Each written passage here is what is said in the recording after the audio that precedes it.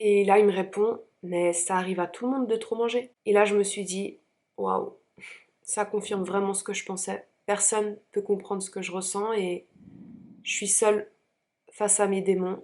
Hello, je suis super contente d'être retrouvée pour une nouvelle vidéo. Avant de commencer et de rentrer dans le vif du sujet, je veux t'inviter à t'abonner à ma chaîne YouTube si ce n'est pas encore fait, à activer les notifications pour être tenu au courant des nouvelles vidéos. Également, tu peux m'ajouter sur Instagram où je suis très active et réactive aux messages. Donc aujourd'hui, on va parler des TCA, donc des troubles de conduite alimentaire et plus particulièrement de l'hyperphagie. Qu'est-ce que c'est l'hyperphagie? L'hyperphagie, c'est surconsommer sans nécessité énergétique et métabolique. Pourquoi est-ce que je fais une vidéo à ce sujet? Simplement parce que je suis directement concernée. J'ai souffert d'hyperphagie entre mes 16 ans et mes 20 ans à peu près, on va dire. Il n'y a pas de date de début et de fin précise, mais il y a eu des moments, on va dire, marquants. L'obésité et l'hyperphagie sont en lien. Lorsqu'on fait des crises d'hyperphagie et donc que l'on surconsomme des aliments, il y a forcément une prise de poids qui peut être très importante. Pour ma part, je n'ai pas fait de thérapie pour parler de mon expérience de l'hyperphagie, que ce soit pendant et après. L'hyperphagie, contrairement à la boulimie, il n'y a pas de vomissement. Donc tout ce que l'on ingurgite reste à l'intérieur. Pour commencer, il faut que je contextualise un petit peu. Dès mes 13 ans, j'étais très attirée en tant que jeune adolescente, avec un corps qui évolue, voilà, on fait de plus en plus attention à son image. J'étais très attirée par le domaine du mannequinat. J'ai donc fait une formation de mannequin qui a duré à peu près un mois sur Lausanne. La directrice de cette agence était très stricte, très sévère, et elle m'a tout de suite fait comprendre que mes formes étaient trop généreuses et qu'il fallait que je maigrisse. Il fallait que je cours plus, il fallait que je consomme moins d'aliments. Étant très jeune et influençable, je me mets ça dans la tête. Il faut que je fasse attention à mon corps, il faut que je paraisse bien, je suis trop grosse, je suis trop ci, je suis trop ça. Je pense que l'hyperphagie est vraiment une manifestation de notre société qui dysfonctionne, clairement. Des images qui véhiculent de ce à quoi on doit ressembler, à pas ressembler, pas être trop comme ci, pas être trop comme ça, et qui définit une beauté superficielle, car aujourd'hui je pense clairement que la beauté ne se définit pas par votre tour de taille, la taille de votre pantalon, votre hauteur ou même votre poids. Dès 13 ans déjà, je me mets dans un milieu comme ça, bien sûr surveillée par mes parents, hein, j'étais mineure, mais un domaine qui m'attire. Et en fait, il y a eu un petit peu un élément déclencheur quand j'avais 16 ans. Je suis partie en vacances et en fait, j'avais perdu beaucoup de poids. Et mon père me l'a fait remarquer parce que c'est vrai, j'avais jamais été aussi mince qu'à ce moment-là. Et en revenant de vacances, je me suis dit waouh, je suis mince, du coup c'est génial, je peux manger ce que je veux. Alors je me suis mise à manger énormément de cochonneries, des choses sucrées, des choses salées, des choses grasses. Forcément, c'est ce vers quoi on est attiré en général quand on veut grignoter et non pas vers des fruits et des légumes. Et du coup, ça a commencé comme ça. J'ai pris de plus en plus de poids. Je pensais que je gérais, que j'avais le contrôle sur ce que je mangeais. Et très vite, en fait, j'ai eu une relation affective à la nourriture et j'ai plus rien géré du tout. J'ai perdu totalement le contrôle sur ma vie. Et l'hyperphagie a pris le dessus et c'est elle qui a contrôlé ma vie. Je vais vous lire une lettre que j'ai écrite pour elle, que j'ai écrite en fait il y a 5 ans, en 2014, à l'école, dans un atelier d'écriture.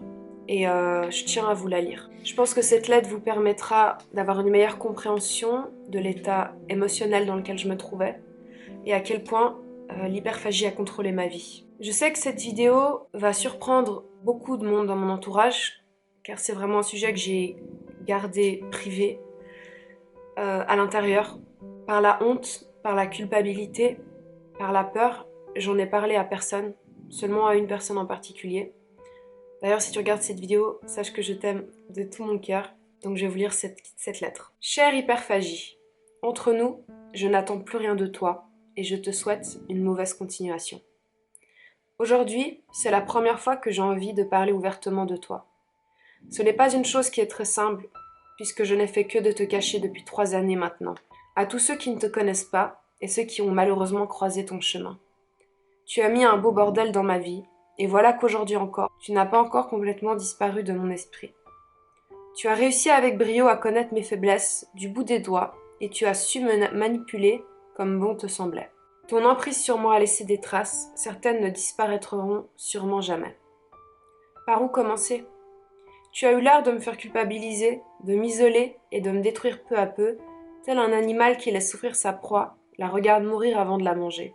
Cette description ne te met pas beaucoup en valeur, excuse-moi, mais je ne sais pas trop comment parler de toi autrement. Avec toute ta force, tu m'as épuisée et m'as résignée à ne pas demander de l'aide, à en parler à des proches. Tu m'as cloîtré dans le silence dès le début pour mieux m'apprivoiser. Même si je n'ai pas osé parler de toi, tu t'es chargé de le montrer à tous. Rien pour aider, hein. Une vraie technique mise au point. Évidemment, ce que tu voulais montrer passait par moi. Il n'y avait pas d'autre échappatoire. C'était ma punition, celle d'avoir fait l'erreur de te laisser rentrer dans ma vie. Mais m'as-tu vraiment laissé le choix? Jeune fille de 16 ans, un peu naïve, pleine de rêves et en train de tomber amoureuse de l'homme que j'aime, mon ex, tu es arrivée dans ma vie au bon moment. C'était l'occasion de faire une arrivée discrète et réussie, dans mon quotidien alors que j'avais des préoccupations. J'aurais dû te sentir venir car maintenant je le sais, il y a des signes qui ne trompent pas. Plein été, grand soleil, chaleur, je m'hydrate, j'ai un peu moins d'appétit, cela va de soi. Madame toi, c'est comme ça que je vais t'appeler, profite de ce terrain propice pour me donner l'impression que je suis invincible. Que je contrôle mon corps, ma vie tout entière.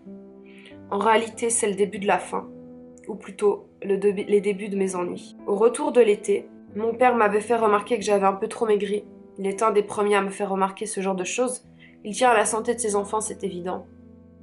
Moi, toute flattée, car je me trouvais plutôt bien, j'ai pris gentiment la remarque et je me dis qu'il fallait que je commence à manger plus, car c'est vrai, je n'avais jamais été aussi mince. Les marches, les visites, les excursions en Corse avaient eu raison de moi. Vraiment magnifique cette île, j'y retournerai, c'est clair.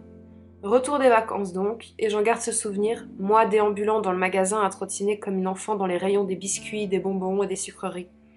L'eau à la bouche, l'innocence et l'envie d'en profiter car comme avait dit papa, j'avais maigri. Je suis toute fofolle, j'embarque quelques paquets de cochonneries et youhou, je commence à emprunter un chemin où je ne vais pas tarder à te croiser, madame toi.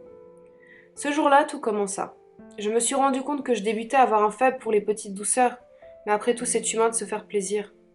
Le problème, c'est que toi, tu m'as fait perdre cette notion de la faim. Les limites, je les reconnaissais de moins en moins, et j'ai pris quelques mois avant de le réaliser. Au début, ce n'était pas trop grave, sauf qu'à la fin, j'avais pris 2 tailles et demie, et que je me suis retrouvée à me détester. Comment est-ce que j'en suis arrivée à là? Je pense que les circonstances ne m'ont pas aidée. Je me retrouvais trop souvent seule face à toi. Je n'avais pas les armes pour te battre. J'ai donc cédé une fois, puis 2, puis 50 fois, ou même plus. L'enfant innocente que tu avais saisi à la fin de l'été était en train de devenir un être de désarroi qui se dénigre et se referme petit à petit. Quels effets à part physique avais-tu sur moi? Malheureusement, tu m'as fait perdre confiance en moi, en mon image, je ne me reconnais pas, je me trouvais molle, et pire même, j'ai cassé un jeans. Ça y est, c'est la goutte qui fait déborder le vase. C'est l'action qui me prouve que tu as toute ton emprise sur moi. Mais comment est-ce possible? Casser un jeans? J'ai envie de pleurer, de m'enterrer, de souffrir en paix, mais non, je peux pas, je suis obligée de vivre avec, d'aller à l'école, de paraître normale et de sourire. J'y arrive de moins en moins. Les seuls moments d'insouciance qu'il me reste sont ceux où je me trouve dans les bras de celui qui m'aime, celui qui me regarde avec des yeux d'amour et qui ne se rend compte de rien. J'ai des larmes qui montent et qui tombent sur mon clavier à cet instant. Je ne vois plus grand-chose. L'émotion, la douleur, je dirais. La preuve que des années après, tu arrives encore à me faire chialer, putain que tu es. Madame toi, je me reprends et je continue mon récit. Je me suis renfermée et j'ai dû perdre quelques amis à cause de toi. Je n'avais presque plus de vie sociale. Des proches ont dû s'imaginer que c'était peut-être à cause de mon couple, comme ça arrive parfois, mais ce n'était pas le cas. Tu m'as refusé des liens sociaux, des amis et le plaisir. Ton régime était strict et sans intérêt. On m'invitait à aller boire un verre ou manger chez des amis, des moments qui m'auraient procuré de l'oxygène, de l'amour dont j'avais besoin. Mais non, je refusais en pensant que j'allais éviter de faire une crise devant mes amis, en pensant que je me préserverais. Lorsque je n'avais pas le choix de me rendre à des repas, je me sentais mal à l'aise car tu étais toujours là. Je ne me sentais jamais seule. C'était tout un dilemme. Je refusais de manger comme les autres. En fait, c'était l'occasion d'essayer de me prouver à moi-même que cette fois-ci, je mangerais bien. Effectivement, ça marchait, mais à moitié. Le paradoxe, c'était que je mangeais une petite salade de rien du tout et que tout le monde devait avoir remarqué que j'avais grossi. Bref, Une fois ce repas de passé auquel j'avais tant bien que mal essayé de te vaincre, je me lançais le défi de faire la même chose le soir. Rien d'extraordinaire pour vous peut-être, mais pour moi c'était devenu impossible. En réalité, c'était une nouvelle soirée en tête-à-tête avec toi. Dans mon fauteuil bleu avachi comme une vache, à engloutir des quantités de poison démesurées. Comment as-tu pu être si cruel? Je sais que je ne suis pas la seule à te connaître, mais arrête de répandre le malheur. Je sais combien c'est dur de se détacher de ton emprise. Le temps a un peu passé. En plus des crises le soir, tu me suis tout au long de la journée. Je devenais paranoïaque, je crois. Je commençais à calculer en cours ce que j'allais manger le soir, les calories que j'allais absorber. Mais rebelote, j'étais faible, incapable de te résister. Mes efforts étaient inutiles, sans succès. Tu t'es infiltré jusqu'à dans mon école. Partout en fait. Je n'avais plus d'espace pour moi, à part lorsque j'étais avec mon homme. On était deux, on était forts, on te vainquait. Puis, je ne sais pas trop comment, après 2 ans d'enfer à tes côtés, j'ai appris à me détacher de toi. J'ai essayé de t'éviter au maximum, toi et mon fauteuil bleu. Je me suis alors mise au fitness, j'ai essayé de te vaincre. Cela marchait psychologiquement, mais ça n'empêchait pas que tu persistais. J'ai fait la connaissance d'une fille qui te connaît et que tu connais très bien aussi. Elle a rencontré ta copine, l'anorexie. Je crois qu'elle m'a beaucoup aidée, qu'on s'est beaucoup aidé. Juste le fait de savoir que tu as fait d'autres victimes, ça m'a donné de la force pour te combattre. Les mois ont passé. Aujourd'hui, je vais mieux. Tu as laissé des traces sur mon corps, dans ma tête. Certaines habitudes ne peuvent pas me quitter aussi vite. Mais je me suis stabilisée. Je m'accepte mieux comme je suis. Je ressens même parfois une confiance en moi. Légère, mais tellement agréable. Voilà, je voulais te prouver à toi, madame, que tu n'es pas si invincible que tu en as l'air. Et j'aimerais que tout le monde le sache. Je te dis adieu et j'espère à jamais. Donc voilà une lettre que j'ai écrite quand j'étais en cours en 2014, qui vous montre un petit peu déjà le peu de recul que j'avais sur cette maladie qui est l'hyperphagie, et pour vous montrer un petit peu tout le contrôle qu'elle avait pris sur mon environnement. Je limitais mes sorties, parce que sortie égale boire un verre, égale manger quelque chose, égale calories, ce que j'évitais le plus possible, parce que ça me mettait dans des situations où j'allais me retrouver potentiellement en échec. J'étais tout le temps à essayer de faire attention à ce que j'allais manger, ce que j'allais boire. C'est une frustration en fait permanente, un stress permanent, une angoisse qui m'habitait. Et forcément, comme j'y pensais tout le temps et que ça devenait obsessionnel, plus on y pense, eh bien plus ça prend de la place. Et plus je craquais. Je m'interdisais de sortir parfois, et au final je restais chez moi et je faisais une crise.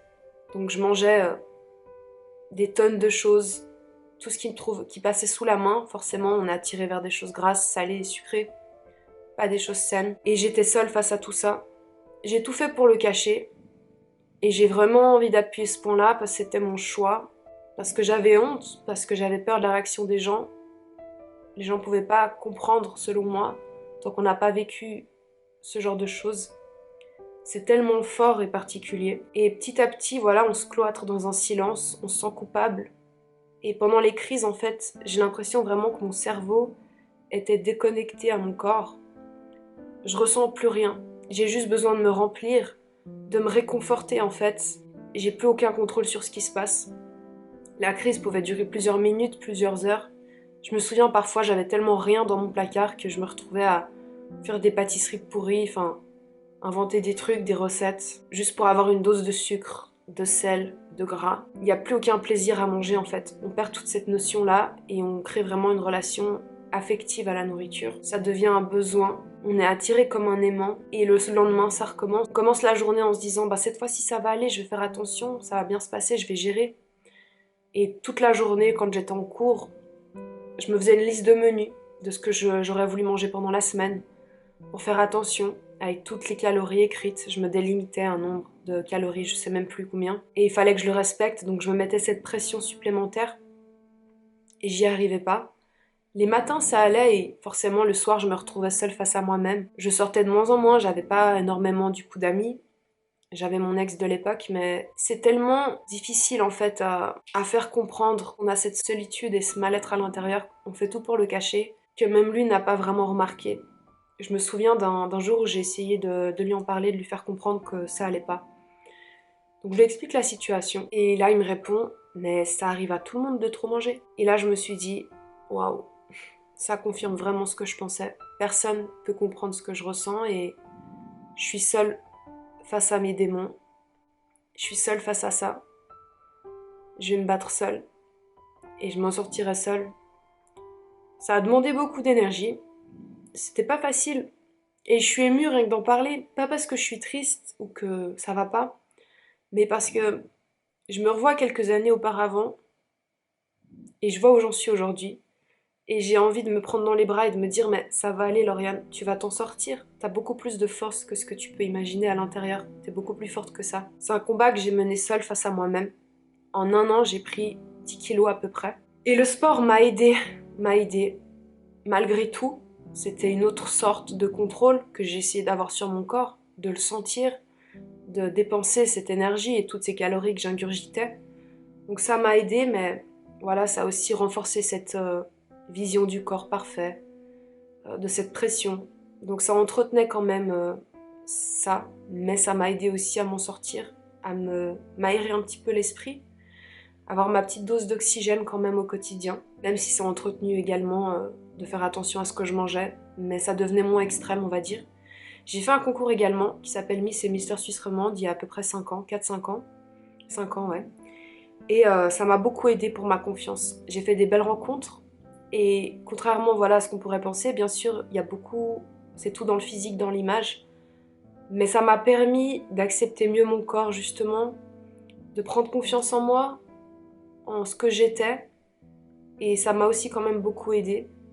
Donc le mannequinat, ça a été un milieu propice, on va dire, pour les TCA, donc l'hyperphagie, mais ça m'a aussi aidé à m'en sortir. Après, je me suis détachée de ce milieu petit à petit et actuellement, je pratique plus du tout le mannequinat, les photoshoots ou les défilés ou quoi que ce soit. Mais voilà, ça m'a beaucoup aidé et aujourd'hui, qu'est-ce qui m'en reste de ça? Je fais toujours attention quand même à ma consommation d'eau, j'essaie de manger sainement, mais je me mets plus aucune pression. J'ai vraiment plus du tout cette relation affective ou cette pression que je me mets au quotidien. Et Dieu merci, mais ça a pris du temps et ça n'a pas été facile. Mais toi qui regardes cette vidéo, si tu traverses ça, ou si tu as traversé ça, ou si tu connais même des gens qui traversent malheureusement les TCA, moi j'ai envie de te dire vraiment que tu as beaucoup plus de force que ce que tu crois à l'intérieur de toi. Tu vas t'en sortir et que d'en parler, que ce soit à des amis, des proches, à ton médecin, c'est pas une preuve de faiblesse de demander de l'aide, au contraire c'est une preuve de courage et je sais la force que ça demande d'en parler. Et c'est pour ça que ça n'a pas été facile de tourner cette vidéo et de décider de la faire. Mais j'ai vraiment envie de sensibiliser les gens à ce sujet, de faire de la prévention à mon échelle, en vous partageant mon expérience. Pour moi, l'hyperphagie, vraiment, c'est une manifestation de notre société qui va mal. Et les TCA, les troubles de conduite alimentaire. On s'arrête tellement sur notre image physique, sur ce qu'elle dégage, à vouloir rentrer dans des cases, à vouloir ressembler à ci, à vouloir ressembler à ça. Et de plus en plus, avec la télé-réalité et toutes ces choses-là, qui sont seulement superficielles. Et c'est juste que tout ce qui est dégagé, tout ce qui est véhiculé, c'est facile d'avoir une image, de ressembler à quelque chose. Mais ce que tu as à l'intérieur, personne d'autre ne l'a. Tu es unique et c'est ce qui compte. Et encore plus quand on est adolescent, on est tellement influençable. Et je pense que c'est important de sensibiliser les jeunes à ce sujet-là, d'en parler et voilà, de briser ce silence, de briser ce tabou qui malheureusement empoisonne énormément de vies. Cette vidéo n'a pas été facile à tourner. Je sais que beaucoup de personnes de mon entourage ne s'attendent pas à ça, mais j'arrive à en parler aujourd'hui parce que j'ai suffisamment de recul sur la situation, parce que j'ai grandi, parce que j'ai évolué. Et mon rapport aujourd'hui à l'alimentation n'est tellement pas la même. J'ai tellement grandi par rapport à ça, j'ai énormément mûri. Et il n'y a pas que des expériences positives dans la vie, mais sachez que ces expériences négatives aussi vous enrichissent, vous font grandir et vous apprennent tellement sur qui vous êtes réellement. Entourez-vous de bonnes personnes, n'ayez pas peur de parler. Je sais qu'on se cloître dans un silence, on a honte, on se sent incompris et on se sent surtout coupable. On est seul face à sa souffrance. Sachez que c'est temporaire et que vous êtes plus fort que ça. Donc je veux vraiment envoyer un message d'espoir, quelque chose de positif. Si tu as aimé cette vidéo, si elle a résonné en toi, si elle a fait écho à ton histoire personnelle ou à une personne que tu connais, je t'invite à liker cette vidéo pour me soutenir également, pour que cette communauté s'agrandisse sur cette chaîne. J'espère pouvoir continuer à vous véhiculer des messages positifs, donc j'espère que c'est le cas. Et je vous dis à tout bientôt pour une nouvelle vidéo qui sera sur un autre sujet. Et d'ici là, je vous fais plein de bisous, prenez soin de vous.